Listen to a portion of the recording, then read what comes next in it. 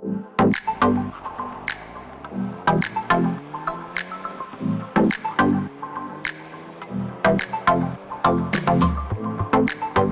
guys, we're here today for another episode of the Dyno Report. This week, an ARM Motorsports turbo outlet pipe. This will de-restrict the air coming out of the turbo, hopefully to help it spool faster and gain us some more power. Honestly, if I chop only 1/10 off my 0 to 60, I'll be happy. So let's get to it and tell you why we went with ARM for this mod. So here on the Dyno Report, we're all about those gains, horsepower gains, and this turbo outlet pipe is one of those things that should get us some gains to a degree, but we're more here for how it feels, how it drives, and maybe we'll back it up with numbers one day, but not yet. Unfortunately, we just don't have the resources to do an actual dyno run every time we do a small mod, so we're doing the Dyno. Now this turbo outlet pipe is from ARM Motorsports. I just recently discovered them, and so far they seem pretty great. They have most of what you could want for performance parts at a really cheap price. I was able to pick up this turbo outlet pipe and a throttle body pipe to match for less than it would have cost to buy the turbo outlet pipe from CTS Turbo or some other brands like that. So that's pretty impressive. That's pretty sweet. And the reason I went for it is because it's a metal pipe. Like, you have to really try to mess up a metal pipe. I mean, they say the fitment's pretty good. A lot of the reviews do. Some of them say you have to bend it a little bit. But hey, I'll take those for the savings that I get. It's pretty sweet. So if you've watched any of the Dyno Report videos before, you'll have seen that I have a turbo muffler delete on there right now. And that's already de-restricting the turbo, helping to spool faster, but this is just adding to it. The pancake tube that goes to the intercooler from the turbo is quite narrow. It's tall, but it's skinny.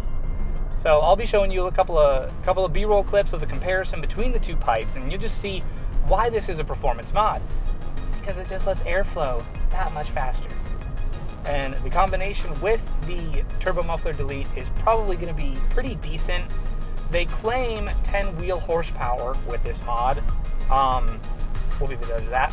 I'm kind of calling a little bit of baloney, but any gain is gain, and I think there's going to be some for sure, because it is de-restricting the whole intake system. And when you pair it with the throttle body pipe, that should be pretty decent. With the two, they're claiming 15 wheel horsepower. If I drop a tenth between the two of them, or 2/10 between the two of them, I'll be very happy. I'm going to be honest, I think the limiting factor for me right now is my tires. I'm running 3 different brands, so we'll have to get those changed at some point. I mean, we're just on a straightaway. 40, drop it to 4th. 50. 60. 70. 80, 90. It's pretty good. This car really feels like it's just right for tuning. And I know it's a small little turbocharged engine that really didn't come with much power from the factory, but you've got a small little hatchback, front wheel drive with a turbocharger. You're going to be able to have some fun with this if you increase the airflow into the engine. That's what we've got so far. I'm excited to get into suspension mods, but I mean, I just love creating more power. This is the first car I've owned with over 200. I had 192, my Audi, super close. This is 200, some say 210. I don't know why there's such a difference, but still 200. And it is great. And the little things that we've done so far are adding up. Each thing is built upon the next. Every time you just add a little bit more and a little bit more and a little bit more, it's gonna just build and build and build and build and build. Every time you do something that should have been 5 horsepower by itself with something that else is 5, you're probably actually gonna get the 10 they say. But if you just do 1, you're really not gonna get that 5 because it's just one little thing. But the more you do, it compounds on itself. It just gets better. Once I do all the mods that I have stocked up right now and ready to do, I should be at 230, 235, so they say. I'm honestly going to call baloney on that. There's no way without a tune I'm going to be in the 230s for horsepower. But I feel like a lot of this is reclaiming some of that power that has been lost over the years, maybe making a little bit more, but not much, honestly. But it makes a difference from where you're sitting. You know, numbers can be whatever. You can drive 125 horsepower, whatever it is, Mazda Miata, and have so much more fun than a 600 horsepower Lamborghini. Let's be real. Horsepower isn't everything. We love it because of the way it makes us feel, because of how it drives, and that's what I love about this GTI. So after having done the turbo muffler delete install, this turbo outlet pipe is going to be real easy. There's only a couple of bolts holding it in, and then you got to connect the hoses at either end.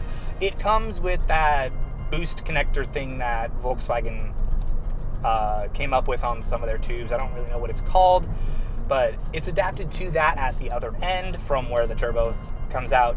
So it should be super easy. Just take a couple of bolts off, replace the pipe, and you're good to go. So that shouldn't be too hard. So let's just do it. I don't want to talk about stuff too long. I don't want to do stuff. Let's have some fun. I'm excited. This is going to be so sweet. This is probably the furthest I've gotten into modding a car in a long time. I'm excited. So let's get the new turbo outlet pipe in. The install was very straightforward. After experience with the turbo muffler delete, this was a piece of cake. If you'd like to watch the full video, please head over to my YouTube channel.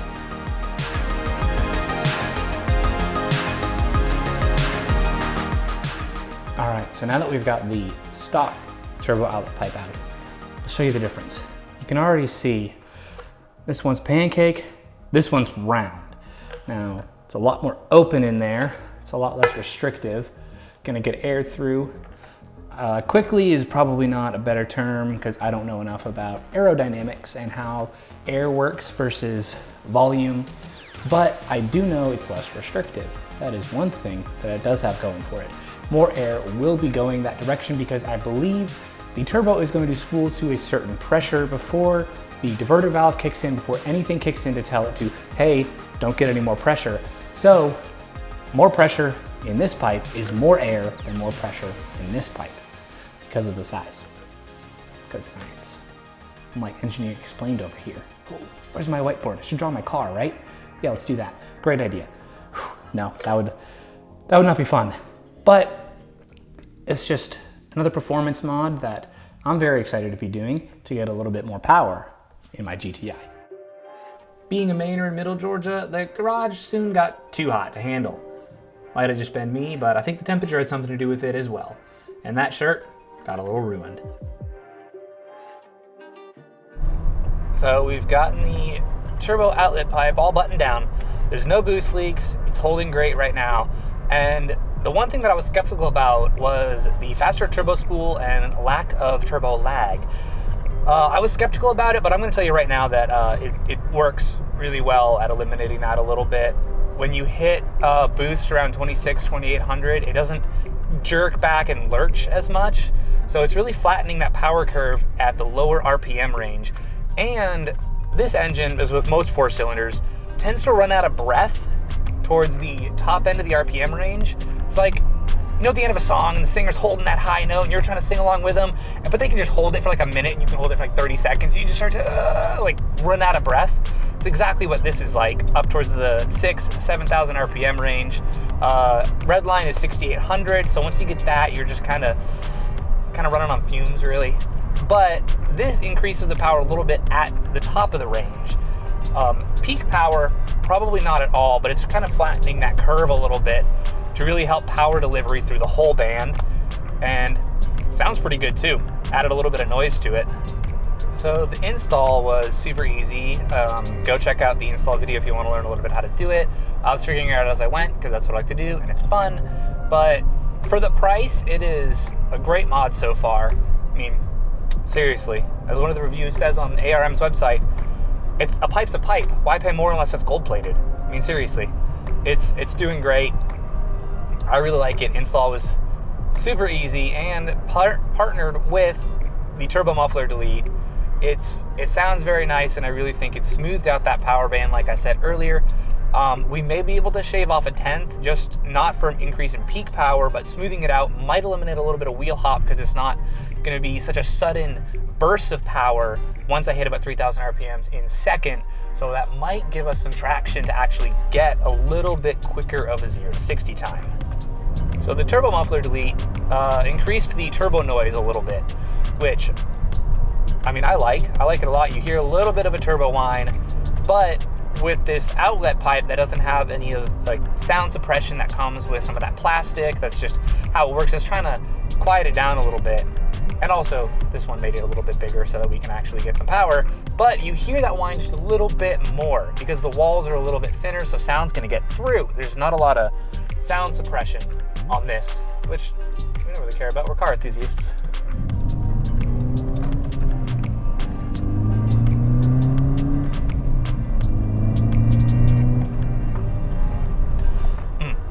Sounds lovely. So far, from what I've seen from ARM, they are a quality company with competitively priced mods, and it's, I mean, what more could you ask for? I paid less for 2 performance mods than some companies charge for one of the ones that I got, which is pretty sweet. How can you argue with that? Their shipping was fast. They're honestly, so far, a quality company. And there's a couple other mods that I'm looking at getting from them. They don't have a huge selection, which is okay in my book because what they have is pretty sweet. All right, so enough about me ranting on about this mod. Let's get to the 0 to 60 times, because we know really that's what you're here for. You want to see some vroom vroom tire squeal. So let's not waste any time. Let's see if we can cut another 10th off our 0 to 60. All right, run number 1, target 6.6 in 3, 2, 1.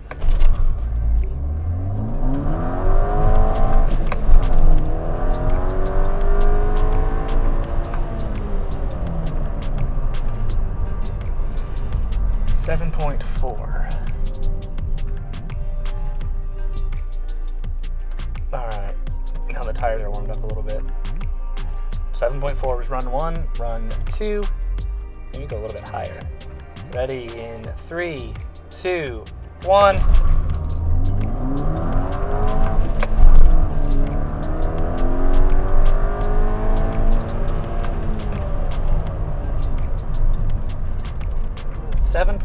Okay, the tires have to be holding me back at this point. There's no way I can go from 6.6 to 7.4 when I really feel an increase in power.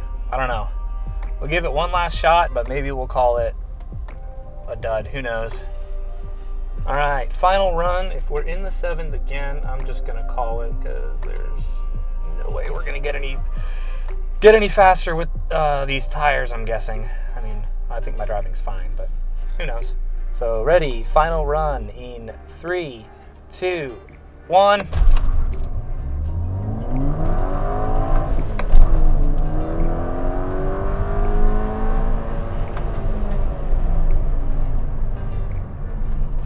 .3. Yeah, no, there's definitely something's going on. Power's increased. I added a little measurement, 20 to 60 to see what that is. That's 5.5. So that's pretty decent, honestly. So I do about 2,200 RPMs for a launch. Anything more than that, and they just sit and spin the entire time. So obviously that's not getting you anywhere. So I have to keep it kind of low, but sometimes it catches and you lose all your RPM. Sometimes, I don't know. We'll get new tires eventually and then see where we're at. But I mean, it's not looking like it's doing so hot right now. So we're gonna call it. I know this car has better than 6.6 in it, but something's letting me down. It's kind of sad, but we'll figure it out. All right, well, that was kind of disappointing if I'm being honest. Anyways, thank you guys so much for watching. Please subscribe. Have a great day. And remember, Jesus loves you. Bye.